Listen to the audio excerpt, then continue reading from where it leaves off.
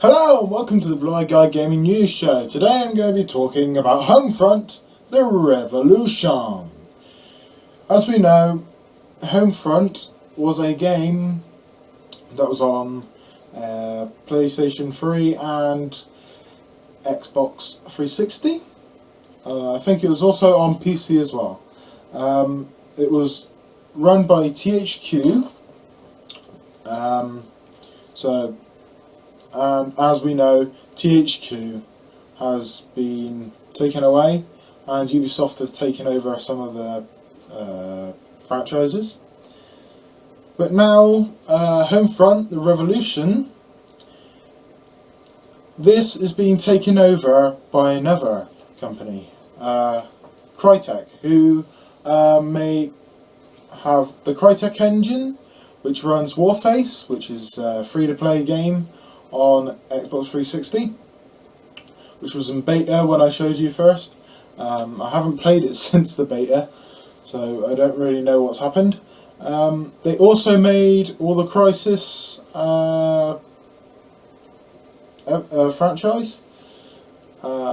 So yeah, they're quite a big company, but they're making Homefront the Revolution, which is the second one.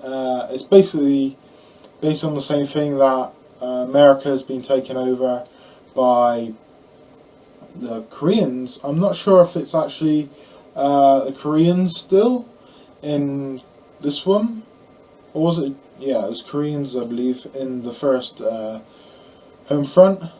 But yeah, so this is a thing that the manager of Crytek has said. They're saying Homefront the Revolution would have been possible on Xbox 360, admits Crytek, as Homefront is actually coming to the next gen instead of 360, but they say it would have meant a lot more work and a lot more difficulty. Homefront the Revolution is a rarest of jewels, a next gen only game, current gen only rather. That's not because it would have been impossible to realise on Xbox 360, however. According to game designer Fazahat Salim, Crytek made the call in order to raise the quality of the Xbox One, PS4 and PC versions while decreasing development time. This is what they said. We are still early in the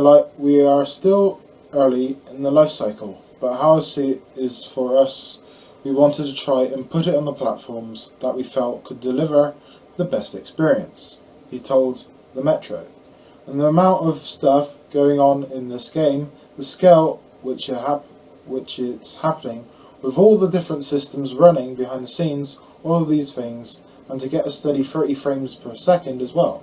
It would have been impossible on previous consoles, but the thing is, it would have meant a lot more work and a lot more difficulty, and it would have potentially slowed us down from working on the next generation.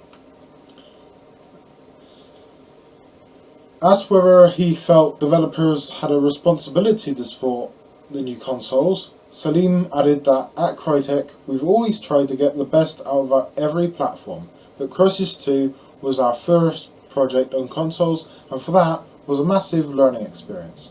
And now with the new consoles we've reached a level where our Crytek Cry engine is capable of easily translating whatever we've built onto all of the platforms that it's ready for, and to get the best out of each of them. You may wish to compare and contrast Rockstar's defense of the decision to skip Xbox 360 and other last gen platforms with Batman Arkham Knight. Alternatively, check out Alfie's summary of a related topic, the pros and cons of the cult of last gen remasters on Xbox One.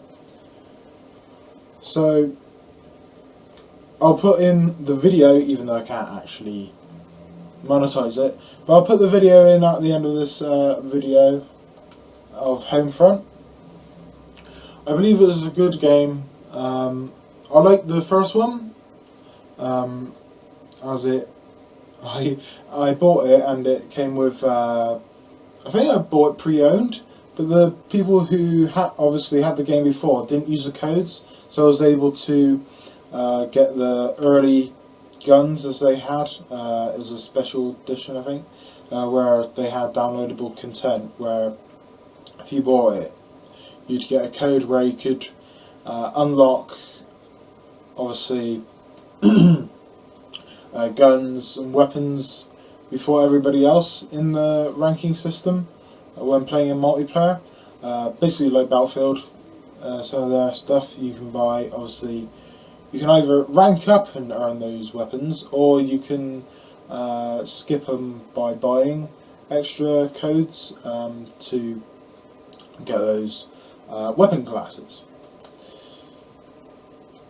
But Xbox One, going on to that, they are bringing out Xbox One dev kits which receive up to 10% additional GPU performance compared to the normal Xbox One.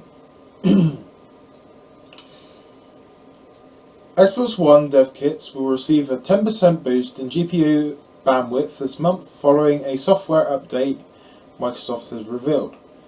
The news was first announced on head of Xbox Phil Spencer's Twitter feed. June Xbox One software dev